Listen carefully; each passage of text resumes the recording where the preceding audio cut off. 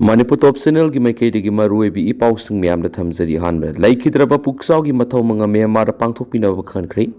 Myanmar gi kaya yam yojel da matam sang lairamba ngarang Myanmar gi kayal hospital laikhidraba laiprakpam Pukchao gi sibok sagadu Myanmar da oina mathou mangam pangthokpinaba Myanmar da leiba India embassy da ibasi role thaduna khankhri Hauju Manipur da thukli birang sin maram moiraga Myanmar gi lakthokpa ngamlaroi haiduna Pukchao gi loina bi haujuna Imphal East gi relief camp amada sangjafam lauduna leiribi Gangana maki mapuroi badu Myanmar loina mathau mangam pangthokpina ba haijakhibani hari NET 2025 aspirants ngi nungairaba paujal ama puduna laksari Know Your Level Mega Test Series ama Bio 360 NET Success Center da lakliba Tang kunga mga thahum inglising nga kunga mga di hauzaragani apun ba test masing mga ni adongi sana kadaba matam yengbiraga hariba 5 mega test series asi saruk yabi hau Bio 360 NET Success Center da pangliba course di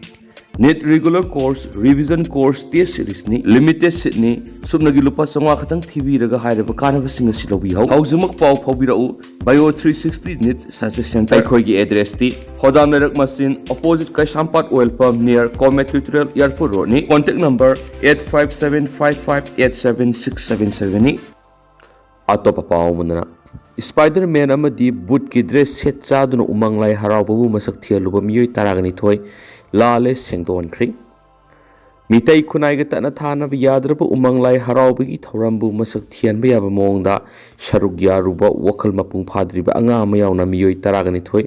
Umang Lai kan malup ukalamadi sana konongi phamnai basingna utra sanglenda kokhatuna wakhal taminaraba matung miyamda lale haina sengdon khri Utra sanglal sana konong amadi ukalna kokhalaba matung wakhal tahan khraba miyoi singadudi singangbam nawba sei kunthraga mga apokpai bobi thoksom Garanson sei kunga mga apokpo sangit loitongbam roman sei nipu apokpo lekidraba ingosa sograpam somrendro sei nifu gunithu apokpo ibotombi langpolapam Babita say nifuga homdo apokpa pari thingbaizam inawi say nifuga mga apokpa sanji laisram nupi mas say kuntraga nipan apokpa manos sagrapam ambekar say kungamari apokpa jiban laisram ibohol say yangkhaiga mga apokpa lekidraba khamlen laisom rakke say kungamathu apokpa romesh amasum laisom ajit kumar say nifuga homdo apokpa gambirni makoi punamak Imphal West ki Kwakaithel konjeng laikai degi hari hiramasugi matangna kunung mamangda leiba utra sanglena pangthokpa pawgi mifam amada ukal gi general secretary mutum maniton hai haujik thoklibu wathok asina maram oiraga matam koina lai harauba thoram pangthokludre adubu ningthau laisema sana jawba gi yathang makhar handaktagi numit mangani lai harauba pangthoknaba khangalakpadigi Manipur gi mafam kyar Umang Lai harauba pangthoknari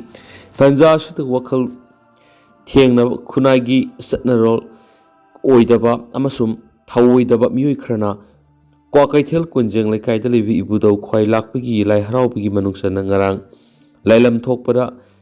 setloi charoidaba phije setpa madi nupana nupi saduna phanek sesinduna lailam thokpa yoromba thengnabadagi ngasi senaba miyoi singko khatana wakhal tamina banaki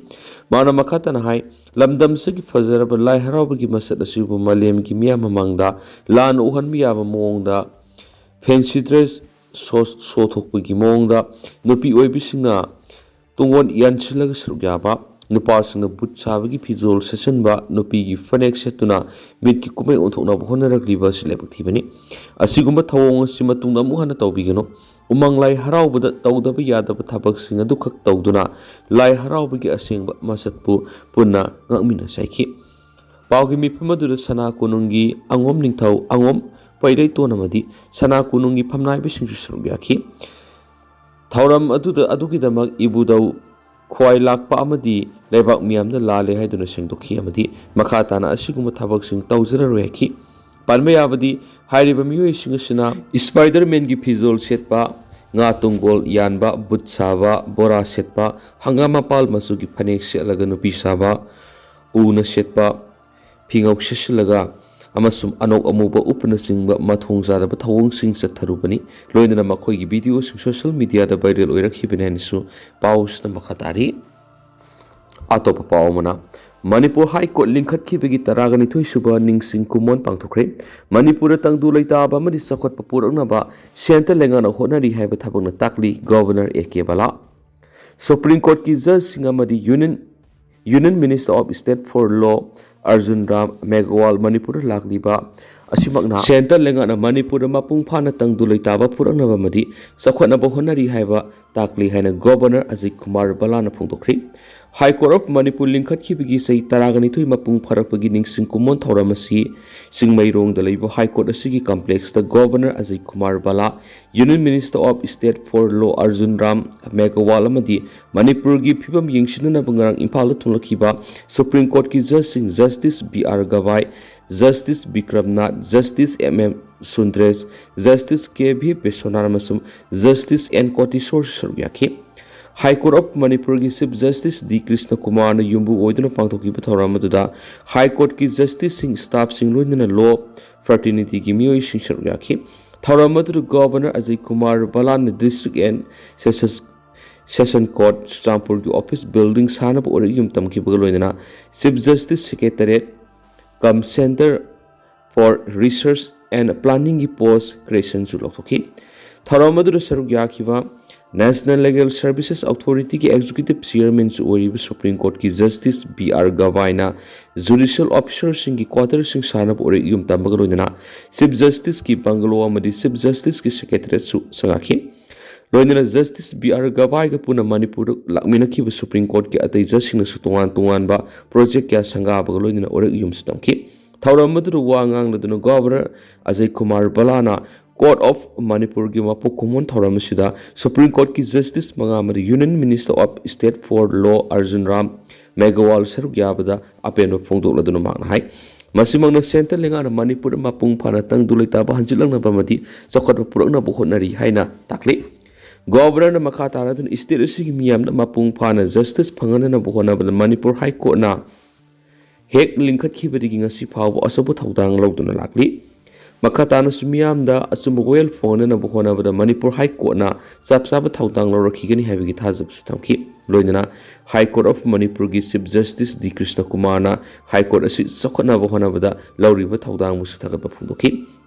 Manipur ningthau palinge matamdagi logi thabak thoram sing mapung phana lerakhi ariba matamda kutchu amasum paka haiduna court laiduna royal sairaki thabak siksatunu lakli state asida Tuan ba judicial establishment sing lairakpaga loinana masigi manungna ngasi phawpu Imphal City manungda Sarak Court lairi masi state asigi judiciary gi puwari du yamna asawa establishment amani ningthaugi matamda Manipur State Darbar lingduna masida civil amadi criminal ga mari lenaba khudingmaki royal sathaki haiba wafamsu Governor Ajay Kumar Balan makhatana phungdoki thauram wa ngangladuna Union Minister of State for Law Arjun Ram Megawal na Manipur athupa matamda mauksa gi punsida hanjilakani haibigi thazaba thambaga loinana miyamna su athupa matamda mauksa gi punsida hanjilangnaba honabada state asigi miyam puna sarugyaminasi maki maikei state asida athuba tangdu leitaba amadi asiat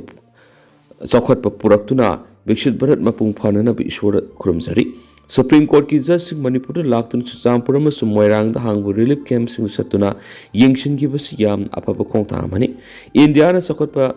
nation ama oibada Manipur si yawgun habigi thazab stamki